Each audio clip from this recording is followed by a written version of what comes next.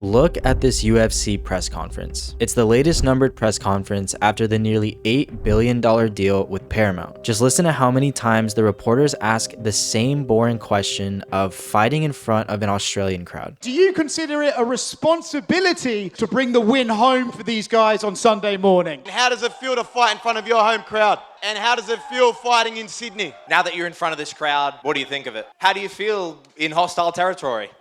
Okay, maybe you can ask this question once to set the mood for the press conference, but asking this multiple times starts to bore the audience. And this isn't just exclusive to this one press conference. The reporters have been asking the same question, just with a different location, in every one multiple times. The issue has gotten so bad that comment sections are fans complaining about how boring and uninteresting these press conferences have become. So what is the reason for this? Why is the media surrounding the UFC causing so much frustration from fans? The first reason has to do with the homogenous pool of reporters at these press conferences, and it starts with Dana White. Now, if you've seen the recent news surrounding Dana White, you may have seen that he isn't as involved with the UFC anymore. This news came about from a testimony Dana White gave in court for Serkinov versus Zuffa. Now, essentially, this court case is the UFC getting sued for underpaying their fighters and shady contracts. But when White was questioned on his involvement with the UFC, he stated that he hasn't been involved in contract negotiations or matchmaking, and that's been the case since 2017. However, he is still heavily involved with the UFC's overall growth and strategy, along with broadcast production. So, press conferences and promotions are still very much under his influence. Now, White is known as a very intense man. His intensity comes from his belief of not caring what other people think. I don't give a shit what anybody says or what anybody thinks. I have this mindset. I know exactly who the fuck I am. Anybody else who doesn't like it or doesn't want to, fucking bad. It's the mindset that drove him to the top of the MMA world, but it also has caused the erosion of high quality reporting in his own organization. You see, at every UFC press conference, the same cycle of reporters are always asking questions first. This group includes people like John Morgan from the Underground or Oscar Willis from the Mac Life. Now, with this cycle of reporters comes the same cycle of questions. These questions are for the most part generic. How's the actual journey over here, considering how icy it is and how cold it is? Has it given you a new perspective on Bisping? Is that still somebody who you want to slap as soon as you are back on UK soil, or has the weather kind of like turned your mind ever so slightly? But it's not necessarily because of the reporters' inability to ask more insightful or instigating questions. It's because of the climate of fear that Dana White has pushed on the reporting community in the UFC. The most known reporter that Dana White made an example out of was Ariel Helwani. If you've followed the sport at all throughout the years, you know Dana White and Helwani's relationship has had many ups and downs. There are videos that go into a deep dive of this, but the main point is fairly simple. Helwani is known as one of the more honest and straight up journalists in the UFC community. In fact, he's gained a reputation as being somewhat of an instigator. I see the tweet from Max Holloway about me. I meant people was saying it was a laughingstock, and one of them people was you, at Ariel Helwani. Stop trying to start shit. You're 43 years old, dude. A reporter like Helwani makes the media surrounding MMA more interesting, whether you like him or not. Since he is more polarizing, he gets the attention of both people that really enjoy his style and others that despise it. And unfortunately for Ariel, the UFC was on the latter side. 2016, it started to fizzle out. It wasn't actually because of Dana White, it was more because of Lorenzo Fertitta, because I was working for Fox while doing my show, the MMA Hour, and he didn't like, I would talk about things like, you know, Bellator or revenue sharing or fighter contracts. They were very much like, you're either with us or against us. As Ariel said, it wasn't just Dana pushing him out, but also many of the higher ups in the UFC. However, Dana was the face of this attack on Helwani, and he wasn't very subtle about it either. He's a massive sack of is what he is. Exactly. This dude's ego is so massive. He's one of the slimiest, scummiest mother that you will ever come across. They did many different things to create a culture of toxicity, where if you didn't fully agree and fall in line with the narrative the UFC wanted to push, you would be ostracized and made to feel unwelcome. I said to myself, I don't want to go back because I felt very, very uncomfortable towards the end. They made my life very difficult. I was there, I was credentialed, there were no problems, but it was just, I was feeling increasingly uncomfortable at the events. And Helwani isn't the only one that's dealt with this kind of behavior. I mean, the UFC and Dana clearly have a method of silencing critics that try asking hard questions at press conferences and interviews in general. To avoid their questions, he'll say something like, "It's not the time or place." So my question to you is, why then do you want to make sweeping changes to the Muhammad Ali Reform Act that is meant to protect fighters? If you want to talk to me about that, set up an interview. This isn't about me and my business. It's about these two guys on Saturday night. But here is the issue. Dana White never really sits down with reporters or interviewers that are willing to push him on more controversial topics. He chooses who he sits down with very carefully, and this is where the influencer invasion begins. In the past few years, influencers in general have been much more prevalent in the UFC media space. Yo, we're at UFC 280. It's way in time. But they're not just there because of how popular UFC events have become. Dana is bringing them all. To explain this shift, we have to go back to 2020. To unleash the full power of the federal government through this effort today, I am officially declaring a national emergency. The world is locked down from COVID, but Dana White manages to secure a safe zone in Abu Dhabi. He calls it Fight Island. Fight Island is on Yaz Island in Abu Dhabi. Now this place was a fortress, a 10-mile biosecure bubble with the sole purpose of keeping UFC fights on during the COVID pandemic. Access was nearly impossible. Even major sports reporters couldn't get in unless they were A-tier partners. But one group of YouTubers stood out. You look like a real 1, 2. Let's get it 1, 2, 3, 4. 5. Up the rules one more time. No drugs, no drinking and driving, no f***ing with locals, and no.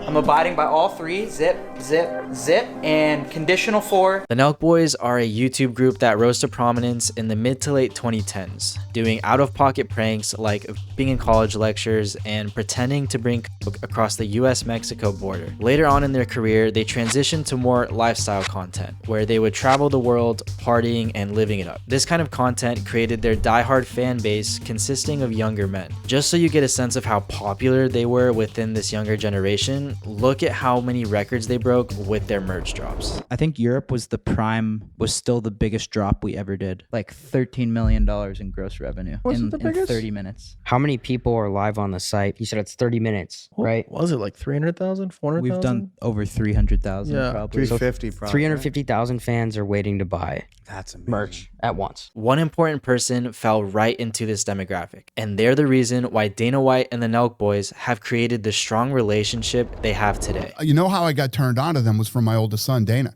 During COVID, he says, Dad, I want to show you something. He took me down in the movie room and showed me the Nelk Boys. They reached out to me during COVID and wanted to go to Fight Island. So that was how we met, and we became super tight. I'd do anything for them. Now, this relationship has caused a bit of turmoil in the MMA space. For example, Dana gave Kyle, one of the co-founders of Nelk, $250,000 in cash for his birthday. Many people complained that Dana was giving an already wealthy influencer an obscene amount of money, when fighters in his organization struggle to pay basic bills. The issue of UFC fighter pay is a whole other conversation with a lot more nuance and court hearings to it, but I think a more valid criticism of their relationship is the lack of quality they bring to UFC interviews. Dana White has used the Nelk Boys platform to announce new information about important upcoming UFC events. The most recent example of this is him going on their podcast to talk about new details on the UFC White House card. To more invested MMA fans, these repeated choices to announce and talk about the UFC got more and more annoying. Not just because of how out of touch some of the questions from Nelk were, but also with the fact that Dana White wasn't talking with any knowledgeable MMA journalists on the same topics. So Dana White was on the Nelk Boys podcast. Yeah.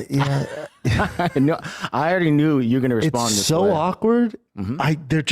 There's nothing in Dana that goes, I should probably sit down with somebody who fucking knows the sport. When I see these clips and Dude, Connor, bro. Dude, when's he fighting? You're just like, fuck. And that's what this is. This is like so rudimentary. It's so surface level. And this is the case with all of these new influencers. With people like Nina Drama and Nelk getting more and more opportunities from the UFC, fans get more annoyed with the lack of attention on both sides of the aisle. Now, the influencer content highlights a unique and personable side of the fighters, which is good for the sport overall. But when the UFC doesn't put equal effort into talking with more knowledgeable MMA journalists, it starts to make the quality of MMA media as a whole feel more watered down. I'm talking actual fucking journalism. And I know people are like, what, dude, he's getting views. I know. But there has to be both. And when I see Dana only giving this attention, in my mind, I go, we're fucked. But when you're just playing in candy lane ass, it does the sport such a disservice. And to be completely honest, nobody takes it serious.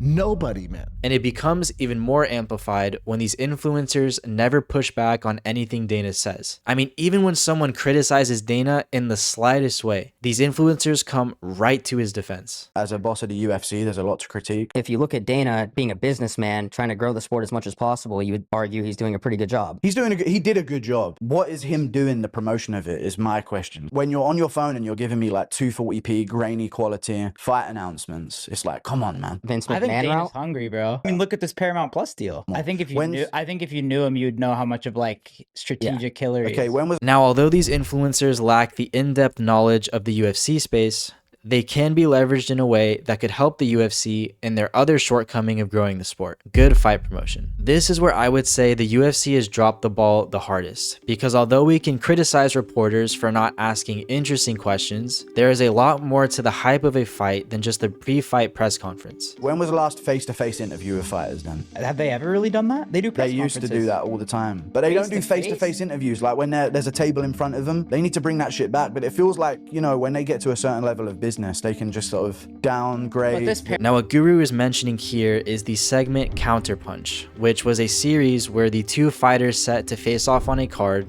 would sit right in front of each other to talk about their upcoming fight. It brought tension to the build-up and aided fights like Cormier versus Jones in becoming much more anticipated. But besides face-to-face interviews, the UFC has just cut back on many different promotional efforts like exciting fight announcements, world press tours, and unique fight posters. I mean, their fight posters have become so recycled that it's just become a meme on the internet at this point. Now, there are valid reasons for why the UFC may not want to do some of these anymore, such as fighters not wanting to leave their camps to go shoot promotional videos, or it costing too much money and effort for it not to be worth their time. But the UFC just signed a $7 billion deal. They have plenty of money to play and experiment with. They have the goal of becoming bigger and reaching a wider audience. And honestly speaking, if the UFC has the power to make these fighters come to the press conferences and interviews during media day, they can make the fighters come into Vegas to shoot face-to-face interviews so people are more excited for their fight. And it doesn't even need to be during the last week before the fight when they're weight cutting. Bring them in sometime during the 2 to 3 month window in between the fight announcement and date. Even if the UFC themselves don't want to handle the logistics of it, they can leverage the influencers that are already doing their own events to bring fighters together in some kind of entertaining way. Dana is right when he says influencers are taking over traditional media, but instead of them promoting the fight in ways they aren't as well equipped for, I mean, they themselves don't even think they are well equipped for it. Sure, we're probably not the best at asking questions. We're not the best journalists, never claimed to be, so we might not be the best at pressing them. These influencers using their knowledge of gaining attention in more familiar and unique ways to them can promote the UFC in a much better way. I think a perfect example of this was Arman Sarukian's appearance on Adin Ross's stream, where not only did he sit down in a more chill environment, but he had a wrestling segment with creators where he showcased how high level UFC fighters are compared to normal people.